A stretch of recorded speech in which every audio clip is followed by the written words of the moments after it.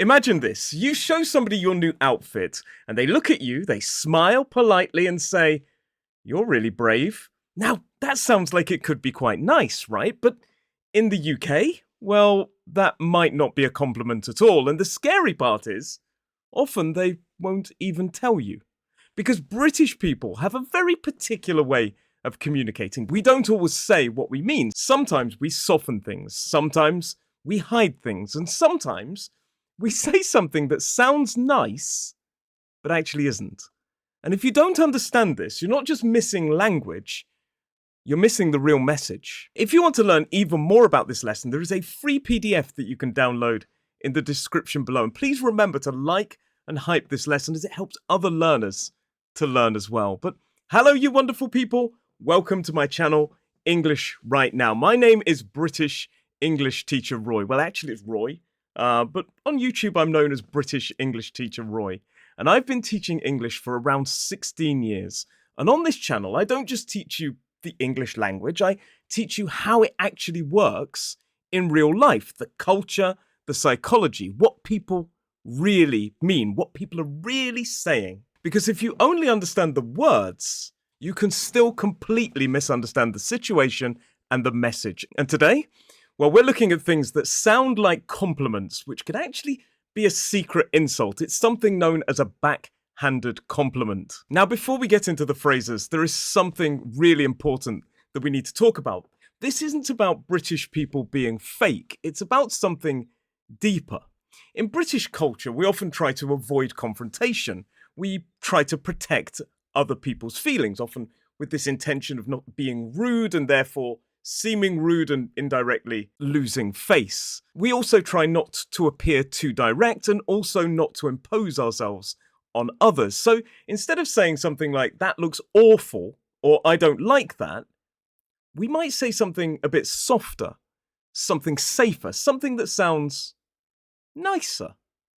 But if you take the phrases literally, you might completely misunderstand what's actually happening. Now, in this lesson, we're going to talk about what backhanded compliments actually are, how to spot them, and then we're going to move on to some backhanded compliments you may actually hear. But first, I'll give you a few examples that could be, and could is a really important word, could be backhanded compliments. First up, we have, "You're really brave." Now, this can be genuine.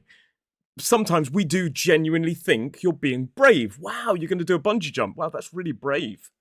I don't think I could. But in certain situations, it's surprise or something even worse. It's kind of condemnation of your actions that we think are fundamentally quite stupid. So what we're actually maybe trying to say is, that is a very bold choice. Maybe a bit too bold, maybe a bit too eccentric, or "You're insane." There's kind of a difference between "you're really brave" and "you're really brave." Same words, but completely different feeling. And you're going to get the idea that a lot of it, but not exclusively, a lot of it is about tone and pausing and how we deliver the words. The second one is saying something is bold. That's bold. It sounds really confident. It sounds strong, but quite often it means that's risky, or that's a bit of a questionable decision, or even something down to that's completely mad or bonkers, as we say in British slang. Again, tone is everything. Wow, that is bold. And these words could also be a backhanded compliment. That's interesting. Now, this one is really dangerous because "that's interesting" rarely means that's interesting. People don't usually say interest, they show interest. "Oh, I've just bought a new car. Wow, what kind of car?" They show interest. They ask questions. But that's interesting, or that's interesting often means I don't agree or I don't like that idea. And here's the key with this one. The longer the pause between the words, the worse it is. So for example, "That's interesting" is worse than "that's interesting." And this is where people get into trouble, because on paper, those three expressions could sound really polite, but something else could be happening underneath. And the thing is, all three of those could be genuine. They could be gentle softening of criticism, or they could just be backhanded compliments. There is a difference that we really need to talk about between softening and backhanded compliments. And this is where it gets really interesting, because you might be thinking at this stage in the video, Why don't you just say what you bloody mean? The thing is, we are. We're just maybe not using the words you'd expect, but our message is still the same. It's like I've said before, it's not great basically means it is bad. How's the film? Not the best. You probably really don't like it. But of course, on paper, best. If something's not the best, it could still be pretty good. But that's not how we use the language. So let's define something. A backhanded compliment is something that sounds positive, but potentially contains something negative. But like I say, we also need to remember that British people often soften criticism anyway. "You're really brave" sounds nice, but underneath, if it's softened criticism, you're saying, "I wouldn't do that," and you're trying to warn the person indirectly, "I wouldn't do that, and maybe you want to reconsider." But why do British people often soften negatives? Well, because culturally we value politeness, indirectness, and social harmony. In general, we don't want to embarrass people. So we wouldn't just say something is a stupid idea.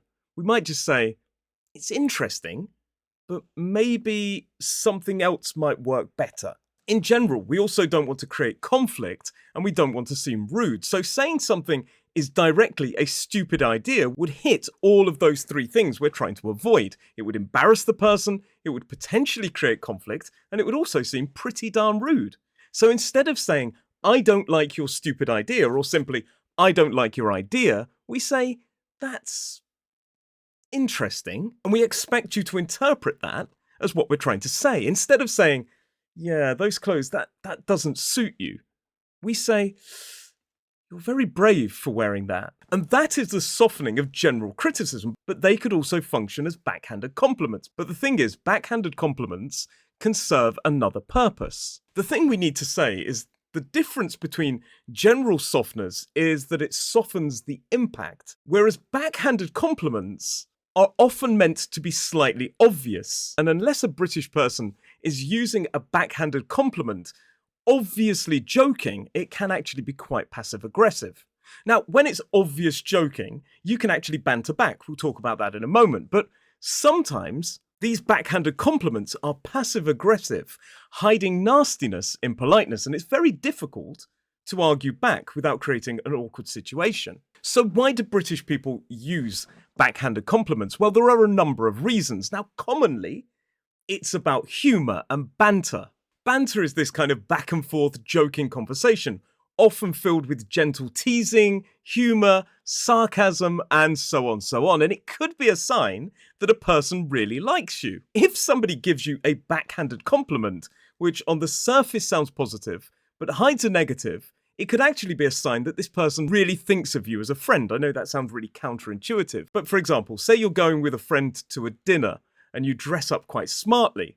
They may say, "You scrub up well," which on the surface sounds really positive, but probably means you usually look a bit of a mess, but tonight you look good. And of course, it's all about context. If you have a good friendship with that person, you could probably say something back, "Well, I thought I'd make an effort to live up to your amazing standards." And it's all delivered with good intentions. It's not designed to hurt you. In fact, in some ways, it's designed to say, "You scrub up well, I'm glad to see you." Another way you may hear a backhanded compliment is completely by accident. I have done this so many times, and afterwards I've gone, "Oh my goodness, that actually sounded really rude and I was trying to be nice." These things happen, forgive yourself, I've done it so many times. Another way you may hear backhanded compliments is in humour again, but when the person is trying to fit in with other people who are being negative or critical about you. It's not a very nice thing, but they're kind of joining in on the fun. Now with joking, as I say, you could banter back, you could tease the other person as well, but sometimes backhanded compliments are genuinely intended to hurt the listener. This could be because you've done something that has genuinely upset the British person and caused them to become a bit negative. Or it could be because they genuinely dislike you for no apparent reason at all. British insults that sound like compliments are essentially polite, backhanded phrases that are used to deliver a stinging criticism with a kind of smile. So if somebody says something like, "You're quite the character," may actually mean that person finds you a bit too much. They may be trying to tell you they find you a bit intense, they don't feel comfortable around you, and they really just don't like you.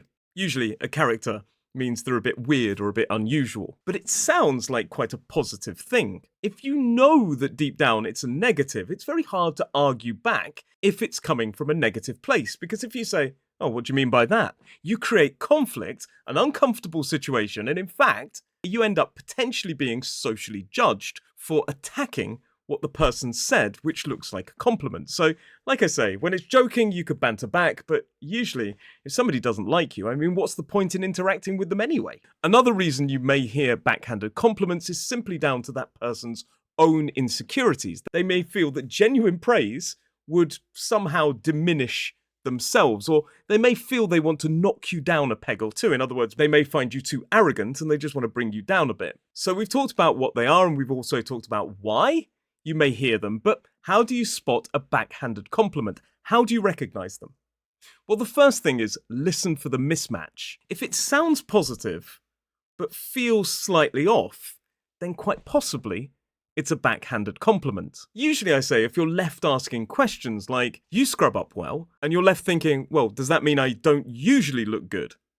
Then this could be a backhanded compliment. Of course, then you need to move on to context, which we'll talk about in a moment. The second thing you need to do is pay attention to the tone. That's interesting, or that's bold.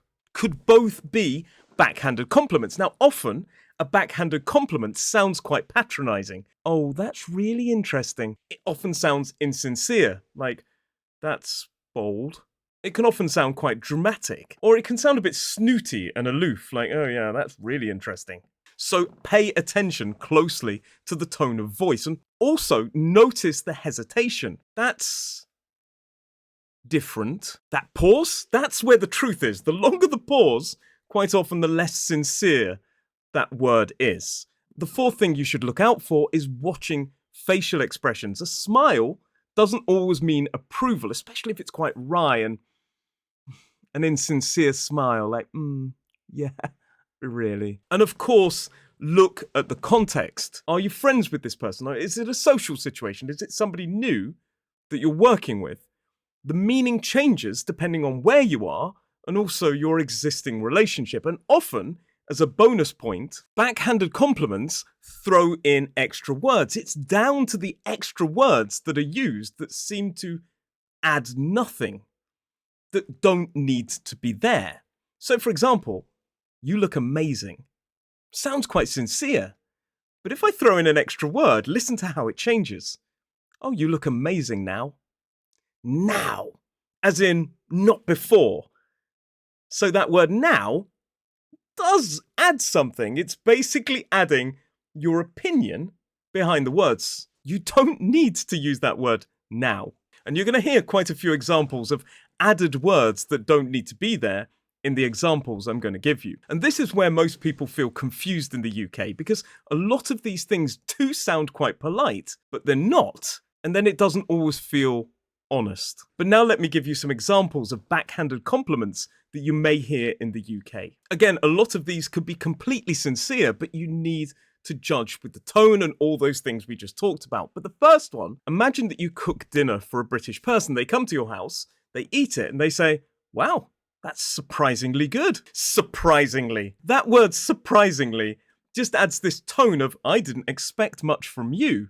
Wow, I'm actually shocked. If you genuinely enjoy the food, you go, this is lovely, this is really nice. But that word surprisingly could add this undertone of, I really didn't expect much from you. Again, it could potentially be sincere, but it all depends on delivery. The second example is if that British person is in your house, they're looking around and they say, wow, you've done well for yourself. In other words, you've exceeded my expectations. My expectations of what you'd be living in were pretty low, and now I'm quite shocked. Wow, you've done really well for yourself, haven't you? You're very confident, aren't you?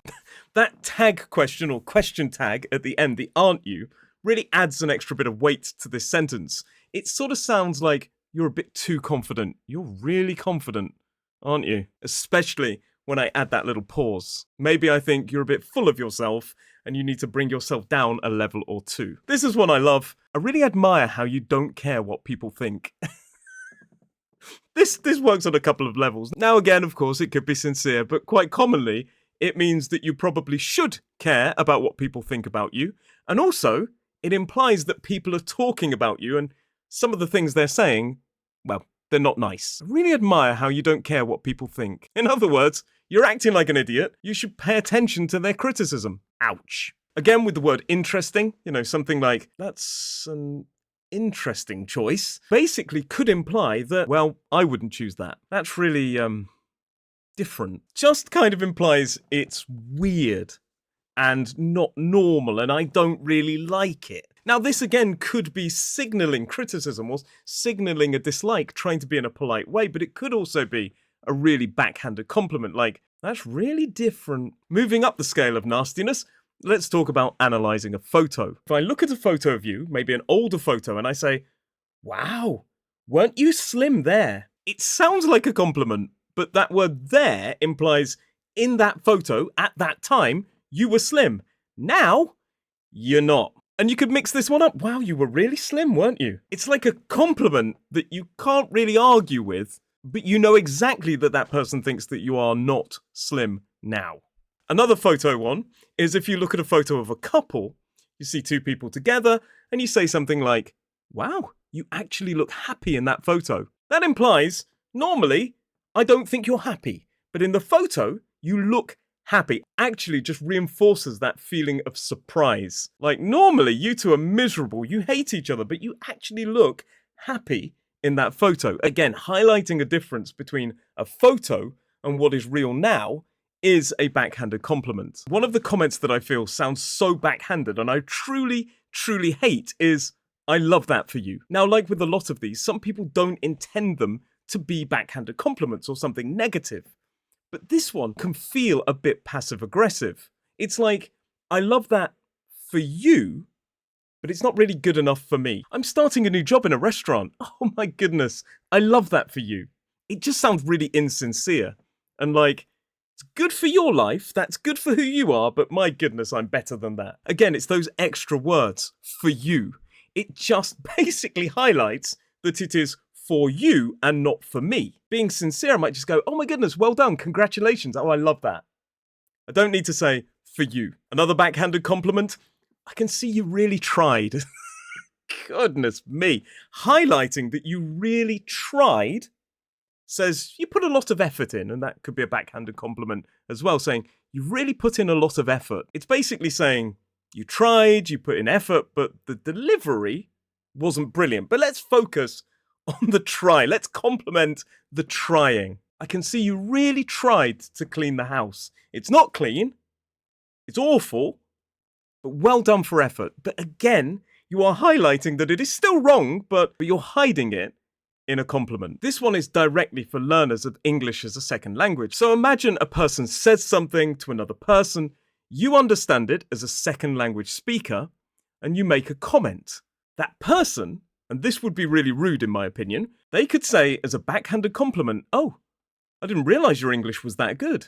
It implies that they judged your English level to be lower, but also I think what is really rude about this is they said something deliberately with the knowledge that you wouldn't understand. And if a person is doing that, that's a person you don't want to be around. But this could also, like most of them, be genuine. Maybe your British friend is explaining the meaning of a word and you say, oh yeah, I know that word. And they say, oh wow, I didn't know your English was that good. I didn't know you knew that word. It could be an accidental backhanded compliment. Again, context is everything. But it's all about intention. If they're trying to help you in the first place, then it's possibly coming from a better position, a better place. Adding for your age on the end of anything is just a backhanded compliment. You look good for your age. In other words, you look good compared to other people of the same age, but it doesn't mean you look good. You look good, well, for your age. Ouch. Other alternatives, wow, you move really well for your age, or you're quick for your age. Again, it's putting people down a level. And again, it could be complete banter, it could be fun, but context is key. I think I need to make a t-shirt with the words context is key on it. That's a very bold look. Well, I mean, I don't think I could pull it off. Sounds like the perfect compliment on paper, but again, you're bringing yourself into it. You're saying, that is really bold, which we already know can mean that's quite brave, a little bit elaborate, maybe a bit over the top. But then you're bringing yourself into it saying, I don't think I could pull it off. Pull it off means look good in it or be successful in that outfit. You're kind of saying, yeah, you don't think you could wear that outfit as well as they are, but really what you're kind of saying is, it's not something I would wear.